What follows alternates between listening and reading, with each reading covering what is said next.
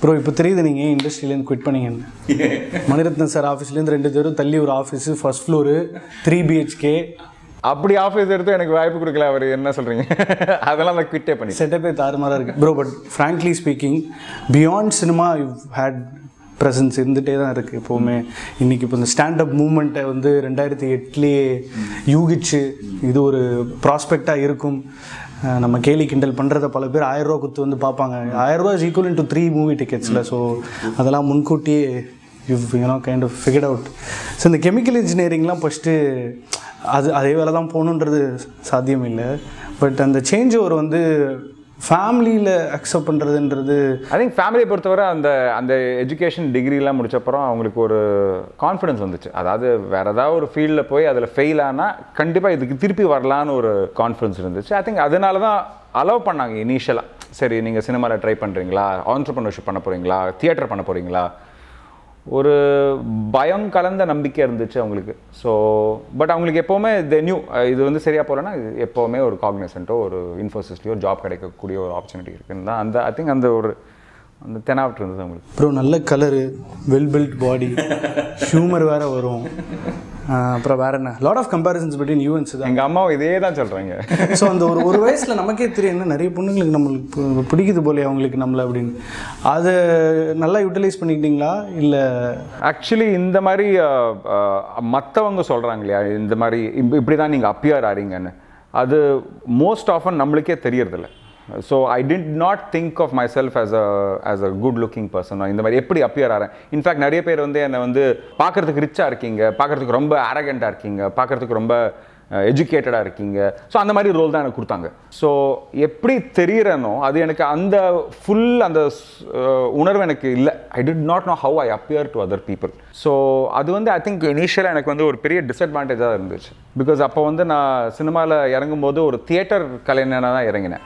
So theatre கலைஞன்னா ஒரு என்ன role வேணாலும் எப்படி வேணாலும் பண்ணக்கூடிய ஒரு மனப்பான்மை இருக்கும், எப்படி வேணால் பண்ணலாம். So you will never think about the glamour aspect. எனக்கு இந்த I need to look good அந்த யோசனைலாம் இருந்ததே கிடையாது, இப்போ கூட இல்லை. ஸோ மேபி அந்த விதத்தில் ஒரு மேபி ஃபார் சினிமாவுக்கு நான் அவ்வளோ ஆப்டாக இல்லையோன்னு என்னமோ எனக்கு தோணுது. சரி, இதை தாண்டி ஏவம்ன்ற ஒரு கம்பெனி மூலமாக you know management and theatre and personality development அப்போயே இந்த பையன் ஒரு பிஸ்னஸ் மாடல் டெவலப் பண்ணிட்டாயா. ஸோ ஐ திங்க் அதுதான் வந்து மெயின் பிக்சரு, அதுதான் நடுப்பக்கம். இதெல்லாம் சும்மா அப்பப்போ திருப்பிக்கலான்ற மாதிரி. அப்போ அதை டிவைஸ் பண்ண ஸ்டேஜில் வந்து சென்னையோட மார்க்கெட் வேறு மாதிரி இருந்தது, நீங்கள் உங்களை ரெடி பண்ணிக்கிட்ட விதம், ஐ திங்க் இது வந்து ஒரு பிஸ்னஸ் என்க்ளேவில் பேசக்கூடிய that's what I am more kicked about rather than. I think I always thought of myself as an entrepreneur first. ஒரு ஆண்டர்ப்ரனராக வரணும்.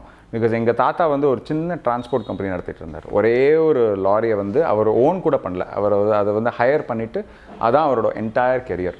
அது எனக்கு வந்து ஒரு இன்ஸ்பிரேஷனாக இருந்தது. நம்மளும் ஒரு கண்டிப்பாக ஏதாவது நடத்தினா ஒரு சொந்தமாக ஒரு பிஸ்னஸ் நடத்தணும், ஒரு சொந்தமாக. அண்ட் என்னோட இன்ட்ரெஸ்ட் வந்து அப்போ வந்து cinema, art, story telling, theatre. So இதில் ஒரு ஆண்டர்ப்ரனர்ஷிப் ஆரம்பித்தா எப்படி இருக்கும். அப்போ வந்து அந்த காலத்தில் I think Mani sir was an inspiration. அவர் வந்து மற்ற ப்ரொடியூசர்ஸ்க்கு ஒர்க் பண்ணுறதை நிறுத்திட்டு he started doing his own production. So India டாக்கீஸ்னு ஆரம்பித்தாங்க, அப்புறம் மெட்ராஸ் டாக்கீஸ் வந்தது. ஸோ அந்த விதத்தில் I think he started owning his own stories. அந்த இன்ஸ்பிரேஷன் இருந்து தான் ஐ திங்க் ஆண்டர்ப்ரனர்ஷிப்போட அந்த ஜேர்னியே ஆரம்பிச்சது எனக்கு. ஸோ இப்போ பிளட் சட்னி பார்க்கும்போது கூட நீ எந்த கட்சியாக வேணாரு, என்ன சின்னமாக வேணாரு, என்ன கொடியாக வேணாரு, நான் எனக்கு தோன்றதை சொல்ல தான் போகிறேன்றது இது ஒரு நிறைய பேர் தைரியசாலிகள் ஆக்கியிருக்காங்க. I think it's a beautiful thing. I think இதெல்லாம் மக்கள் நினைக்காத விஷயங்கள் இல்லை. ஐ திங்க் எல்லாருமே ஒரு டீ கடையில் போய் பாலிடிக்ஸ் பேசிங்கன்னா இதுதான் பேசிகிட்டு இருப்பாங்க. ஸோ அவங்க நினைக்கிற விஷயத்த நாங்கள் வந்து ஸ்டேஜில் வந்து சொல்கிறோம். அன்ஃபார்ச்சுனேட்லி மாஸ் மீடியாவாக இருக்கட்டும், நியூஸ் மீடியாவாக இருக்கட்டும், ஒரு மீடியாவுக்கும் இதை சொல்லக்கூடிய அந்த துணிச்சலும் இல்லை, அந்த அதிகாரமும் இல்லை. Because all news media are own by political parties, all channels are own by political parties. So அந்த விதத்தில் உண்மையான மக்களோட கருத்துன்னு சொல்கிறத வந்து மக்களை போய் சேரதே இல்லை.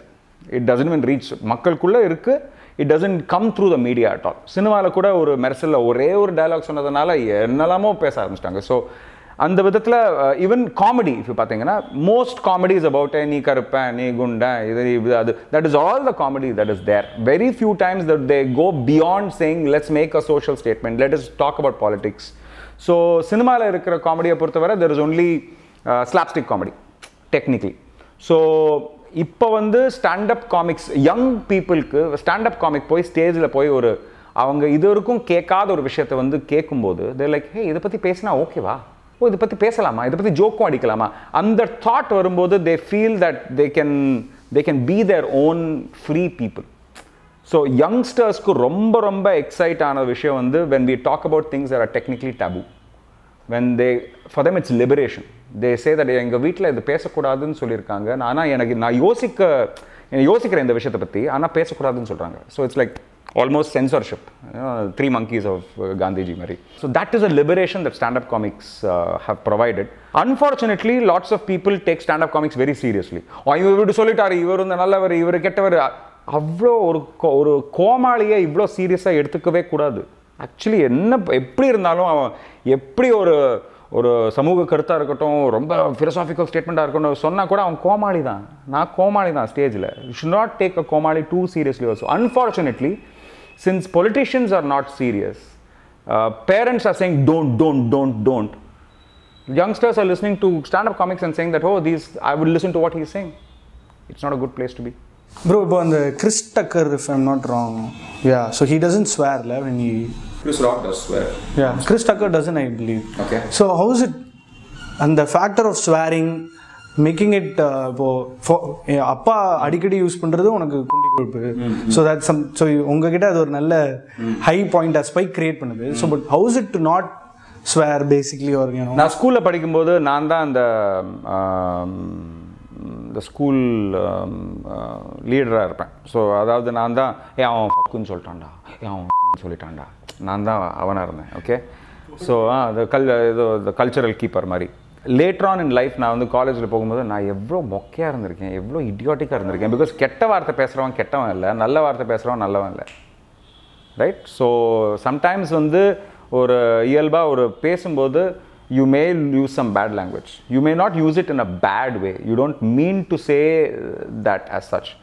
But at the same time, you should not judge a person by their appearance. அவன் பேசுகிற விதமாக இருக்கட்டும், அவன் போடுற ட்ரெஸ்ஸாக இருக்கட்டும், அவன் வந்த விதமாக இருக்கட்டும், கலராக இருக்கட்டும், you should not judge a person by their appearance. What is their character? What is this thing?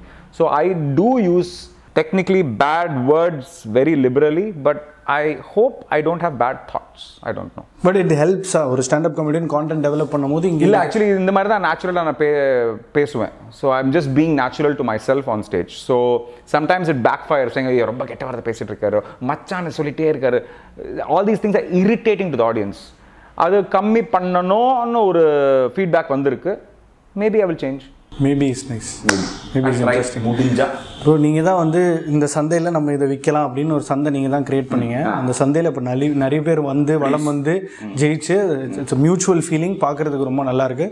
But blood சட்னியில் எனக்கு பிடிச்சதே என்னென்னா, எடுத்த உடனே ஷோலாம் முடிஞ்சோடனே எல்லோரும் வந்து பேசுகிறாங்க, அப்புறம் அலெக்ஸே போகிறாங்க கேட்பாங்க, எஸ்ஏ வந்து how nice it is to see the ecosystem grow and everybody. And the ecosystem is the truth.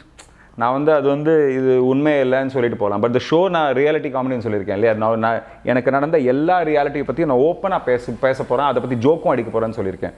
So the first thing that I'm talking about is saying, hey எனக்கு முன்னாடி எனக்கு அப்புறம் வந்தவங்க என்னோட முன்னாடி சேர்ந்து they're already winning the race, நான் ரேஸில் லூஸ் பண்ணிகிட்ருக்கேன். Let's talk reality right now. So அதை வச்சு அந்த ஷோட ஃபார்மேட்லேயே பார்த்தீங்கன்னா இப்போ வந்து people are getting offended saying இவரை பற்றி நான் ஜோக் அடிச்சிருக்கேன், அவரை பற்றி ஜோக் அடிச்சிருக்கேன், இவரை பற்றி. I'm like first and foremost 90% of the show is about joking about my self.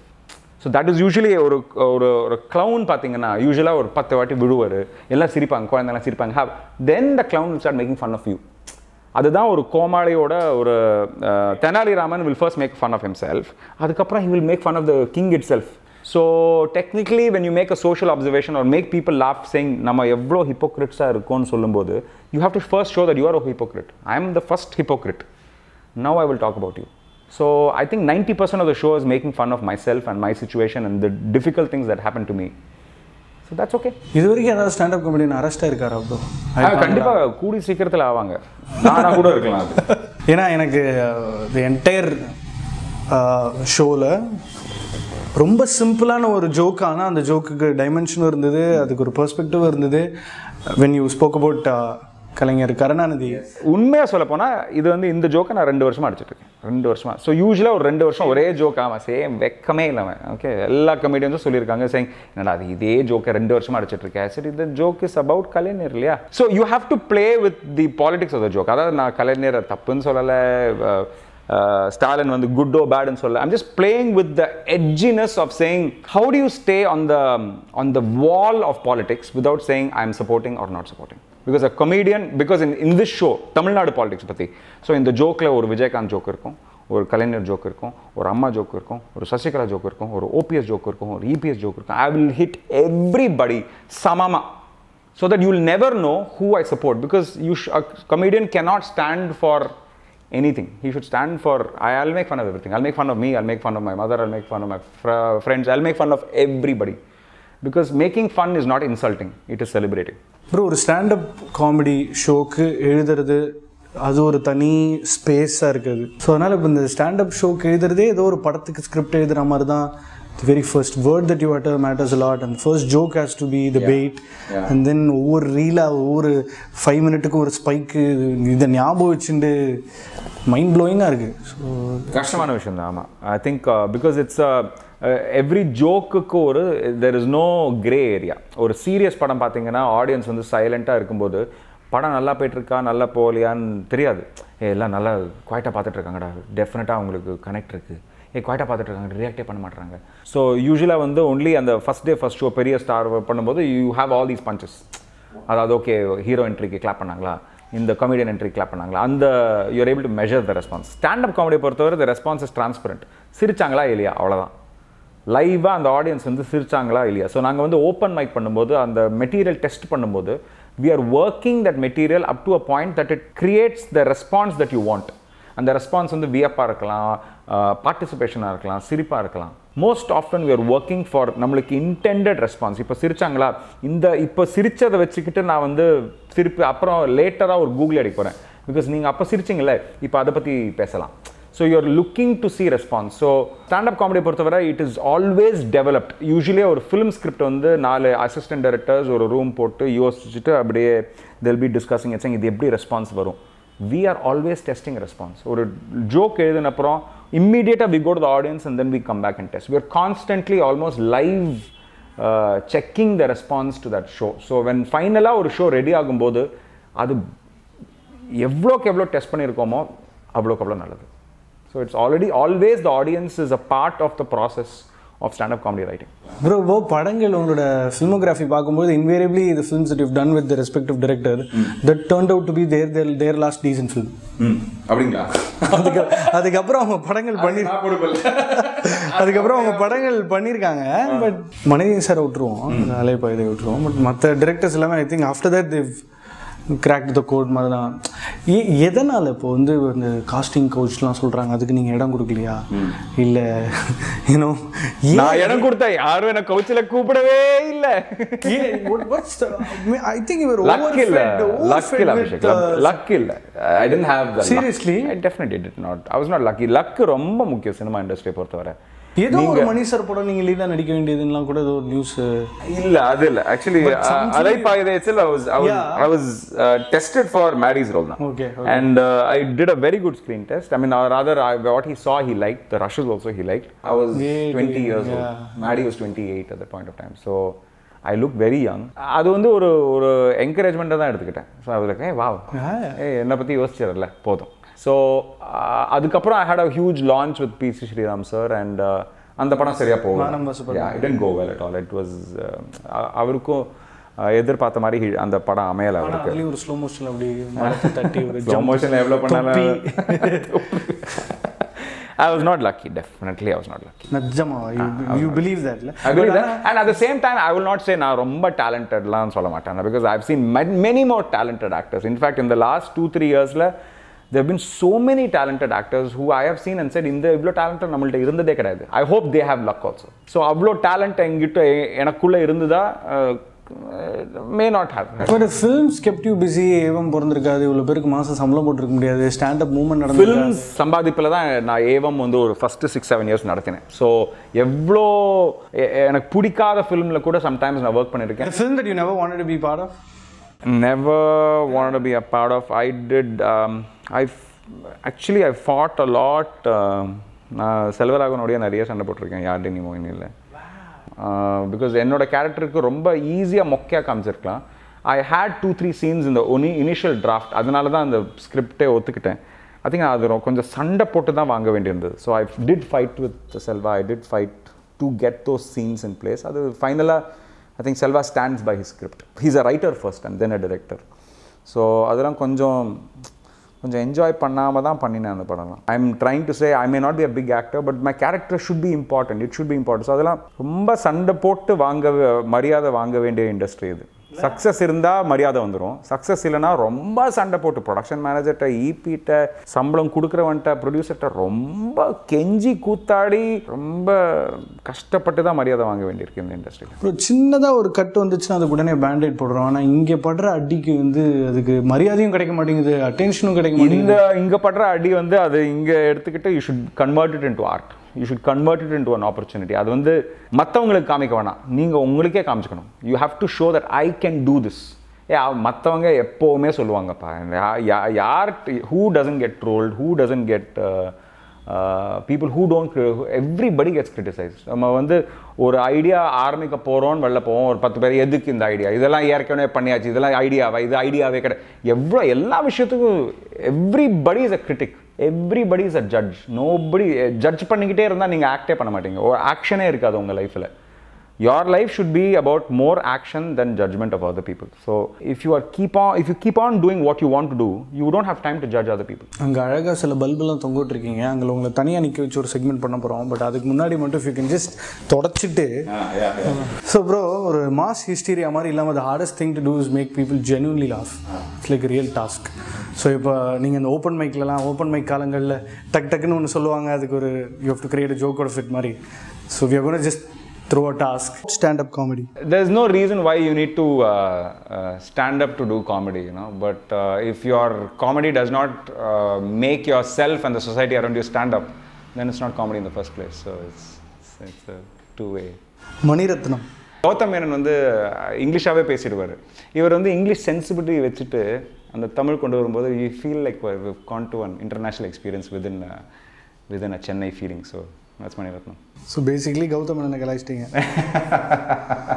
Blood chutney is the feelings of the hypocrisies of the insides of the feelings. So it's all reality has become entertainment, but not everything entertaining is necessarily reality, Big Boss.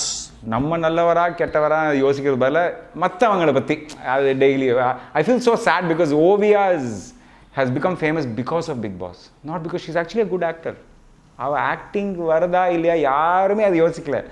Ovia has become, so now she's getting opportunities because of Big Boss. So it's very sad. Suchitra bro, அவங்களுக்கு வந்த கஷ்டம்லாம் நம்மளுக்கு வந்துச்சுன்னா நான் ஏற்கனவே retire ஆகிட்டு அப்படியே லைஃப்லேருந்தே வெளில போயிருக்கோம். She has a lot of strength inside. உங்கள் நேரத்துக்கு ரொம்ப நன்றி bro. Thank you so much for your time. And ஏவம்ல ஒரு வாரம் இன்டர்ன்ஷிப்புக்கு இடம் கொடுத்தீங்கன்னா நாங்கள் எப்போ அது பண்ணுவோம். Thank you so much. Pleasure. Thanks guys. Thank you so much.